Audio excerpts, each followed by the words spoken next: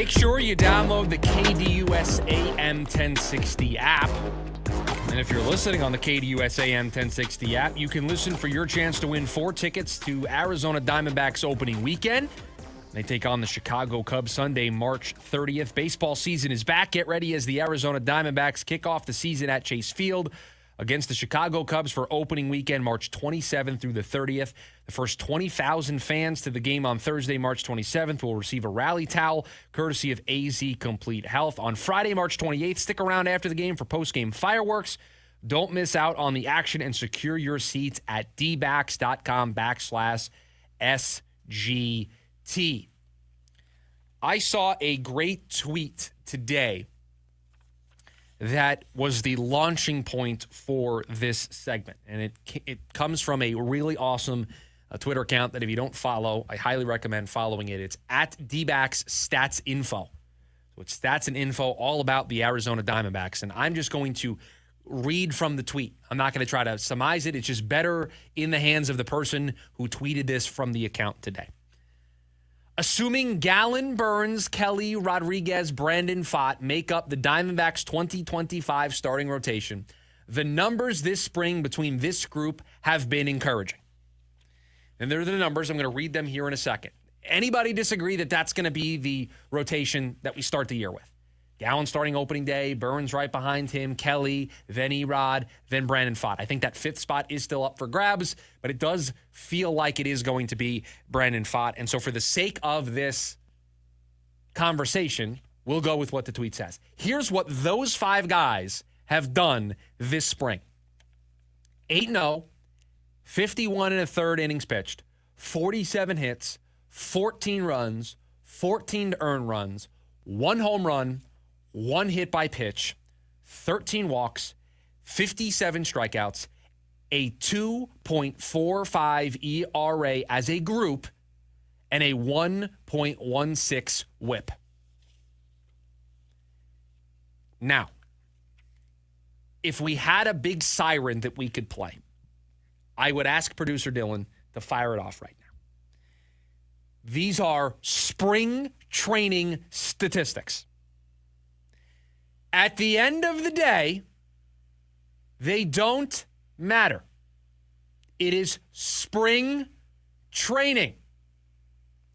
Now, if these statistics were bad, then we would be freaking out over them. It would be a conversation of, oh my God, what is wrong with the Diamondbacks rotation? I thought they were supposed to be good. They have Zach Allen. They have Corbin Burns. They have Merrill Kelly. Why are these numbers so poor? We would be freaking out if these numbers were bad. These numbers for these 5 guys in spring, the guys that are going to be going 1 through 5, as long as everything stays the way it is and as long as everybody's healthy, these are the 5 guys that you're going to try to roll through the season with.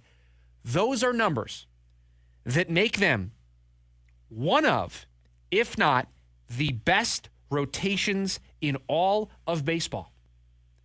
A sub-2.5 ERA as a group, 57 strikeouts to only 13 walks. They've given up 1 home run in over 50 innings of work. That is elite production from this group. If they got these types of numbers, again, these are spring training numbers. If they got these numbers from this group during the season, they will be toe-to-toe with the Los Angeles Dodgers. Everybody that has said that this rotation is better than the Dodgers rotation will be proven right. The Dodgers won't put up these numbers. The Dodgers rotation will not put up these numbers. They've got talent. They won't put up these numbers.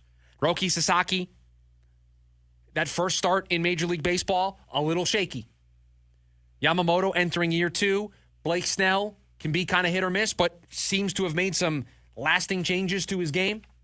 Tyler Glasnow, I mean, they've got talent that can put up these numbers. But you just know that that group's not going to be healthy the whole year. These numbers in spring are incredible. And I know day to day we check the box score. We see how well Zach Allen pitched and Corbin Burns pitched, and we're paying attention to this 5th rotation spot battle. To see these numbers put all together today in this tweet. Again, I'll read them. 8-0, 51 in the 3rd innings pitched, 47 hits, only 14 earned runs, 1 home run, 1 hit by pitch, 13 walks, 57 strikeouts, a 2.45 ERA with a 1.16 whip. That is elite production from a group. Do you understand, at least a little bit from seeing these numbers, why I'm so excited for this baseball season? I know you lost Christian Walker. I know you lost Jock Peterson. I know you've made some changes to your offense, and the expectation is you're not going to lead baseball in runs per game the way you did a year ago. I get all of that. You don't need to if this is the production you're going to get from your pitching staff. And they don't even need to be this good. If they pitch to a 3.5 ERA as a group, that's going to be good enough to make up for what you lost on the offensive end. And those are just the 5 guys that are going to start the year in the rotation. That doesn't include what you're going to get from the back end of the bullpen. I think everybody's pretty excited about Kevin Ginkel, A.J. Puck, and Justin Martinez in whatever order they are put into 7, 8, 9 at the start of the year. It was during the winter where we told you that the Diamondbacks were pivoting.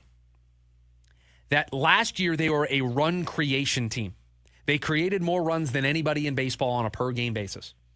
That by signing Corbin Burnes, by holding on to Zach Gallen, by going internal with their DH, by not bringing back Christian Walker, they were pivoting to a run prevention model. That they are just going to make every game a race to 3 runs.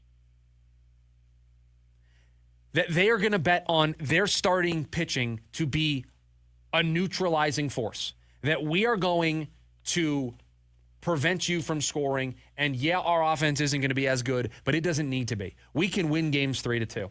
We're going to win games 3-1. We are going to limit what the other team is able to do offensively. And you have seen so far in spring that this group has been as advertised. So when Jeff Passan says that the Diamondbacks are Dodgers light in large part because of their rotation, when Alden Gonzalez, who covers the Dodgers and covers baseball at a high level for ESPN, says that the Diamondbacks rotation is better than the Dodgers, when Eduardo Perez earlier in the spring said that he would take the Diamondbacks rotation over the Dodgers rotation, now you have some numbers that might make you feel a little bit more comfortable with that take. That might make you feel that you have a little bit of a better understanding why people are saying that, why I am so high on this team this year. Pitching wins championships. Yesterday, we were talking about defense winning championships in basketball, about the Phoenix Suns. In baseball, pitching wins championships. Can you shut down an offense in the postseason? Can you make their bats go cold?